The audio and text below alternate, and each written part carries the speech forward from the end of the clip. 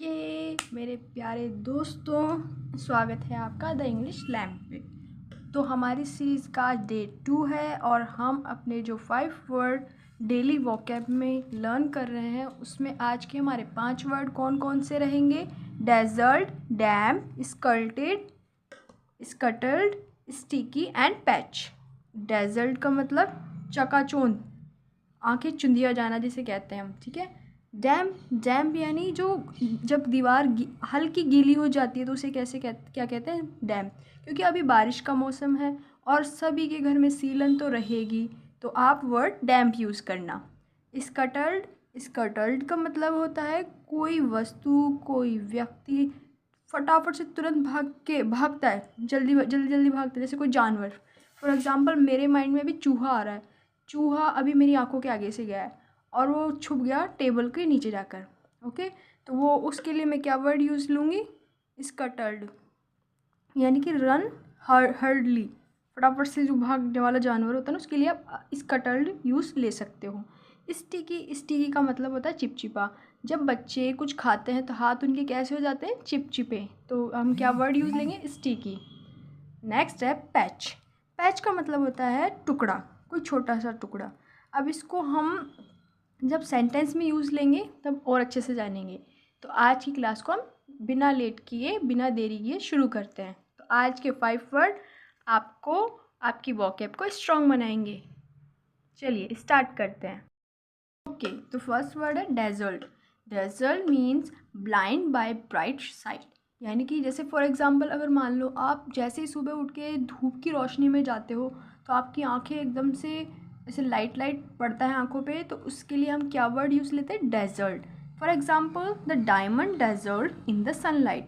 जो डायमंड है वो चमकता है किसकी रोशनी से, डेजर्ट, सूरज की रोशनी से। तो diamond dazzled in the sunlight. Okay, example जैसे अभी अंधेरे में से उठकर आप लाइट की रोशनी में जाते हो, या फिर फॉर एग्जाम्पल अंधेरे में से एकदम से प्रकाश में जाते हो तो आपकी आंखें चकाचौंध हो जाती है। तो उसके लिए आप क्या वर्ड यूज़ लोगे, dazzled. Okay, next word is scuttled. Scuttled means run hurriedly, यानी कि तेजी से भाग गया। यानी कि इसका for example the mouse scuttled under the table. चूहा टेबल के नीचे जा छुपा, ठीक है। तो कोई जानवर कोई तेज़ी से भागता है और जाके हमारे हाथ नहीं आता, तो हम उसकी तेज जो दौड़ता है वो उसके लिए क्या वर्ड यूज़ करेंगे, स्कटल्ड। ओके, कि कोई वस्तु जो भागती हो और शॉर्ट स्टेप लेती हो फटाफट हमसे दुगनी स्पीड से, तो उसके लिए स्पीड के लिए हम स्कटल्ड यूज़ करेंगे। ओके, हमारा थर्ड वर्ड है डैम्प।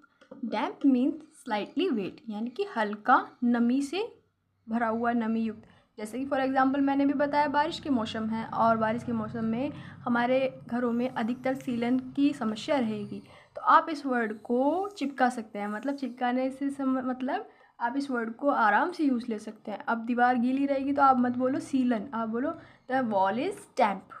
ओके, वर्ड को कैसे यूज़ लेंगे सेंटेंस में, don't sit on the damp grass, यानी कि मत बैठो, डोंट सिट ऑन द, कहाँ पर, हल्की नमी युक्त ग्रास पर। ओके, ओके, हमारा फोर्थ वर्ड है स्टिकी। स्टिकी मीन्स चिपचिपा। Okay, for example my hands are sticky after eating mangoes. भाई ये तो सामान्य सी बात हो गई। हम जब भी आम खाते हैं तो हम चाहे छोटे बच्चा हो चाहे हम बड़े हों, हमारे हाथ अगर हम बड़े हैं तो हल्के चिपचिपे तो होते ही हैं, संभवतः। और छोटे बच्चों को तो आपने खाते हुए देखा ही होगा, तो उनके हाथ तो वो तो कुछ भी दे दो उनको खाने के लिए तो उनका मुंह हाथ सब कैसे हो जाता है, स्टिकी। तो आप इस वर्ड को यूज़ लें जब भी कुछ चिपचिपा, कुछ भी कहीं पे भी आपको लगे कि चिपचिपा हो गया, तो उसके लिए क्या वर्ड यूज़ लोगे आप, स्टिकी। देखो, पैच वर्ड का यूज़ आप कैसे लोगे, जैसे आपने कोई छोटी सी अपने घर के आगे गार्डनिंग कर रखी है, कोई फल फूल उगा रखे हैं, तो वो एरिया पैच हो गया, छोटे से क्षेत्र में कुछ काम करना।